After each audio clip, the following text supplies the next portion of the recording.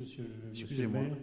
Je n'ai pas reçu les éléments de langage de l'Élysée, mais à cette heure-là, ils doivent être tous devant leur télé.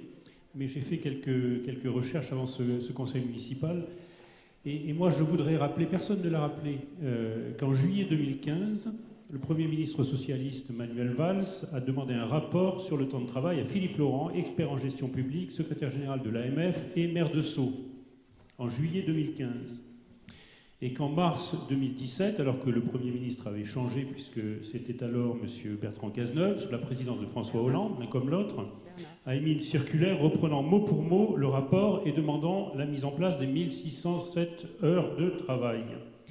Alors je ne sais pas s'ils n'ont pas eu le temps ou pas la volonté, mais en tout cas, en effet, et ça a été dit à de nombreuses reprises, c'est en 2019 que la loi pour la transformation de la fonction publique a mis en œuvre ce qui, en 2015, avait été demandé par M. Valls. Donc ne caricaturez pas les choses.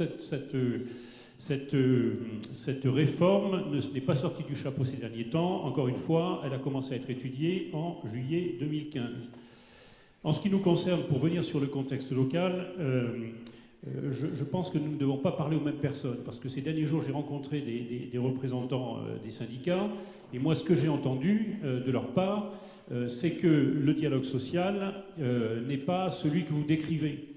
Et dans cette ville, dans cette municipalité, il n'y a pas d'écoute, il n'y a pas le respect que l'on pourrait attendre et que l'on retrouve dans d'autres organisations.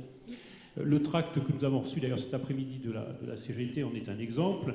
Je ne veux pas être trop long, mais je pourrais citer, précédemment, je crois Mme Maximi a cité la réquisition des chauffagistes, avec le drapeau tricolore en arrière-plan. Je pourrais citer la façon dont on a parlé dans cette instance des policiers municipaux, ou encore parler de la relation sociale avec les ATSEM. Mais je vais m'arrêter là, et parce que le contexte local ne nous paraît pas un contexte de dialogue social, en ce qui nous concerne, nous nous abstiendrons sur cette délibération.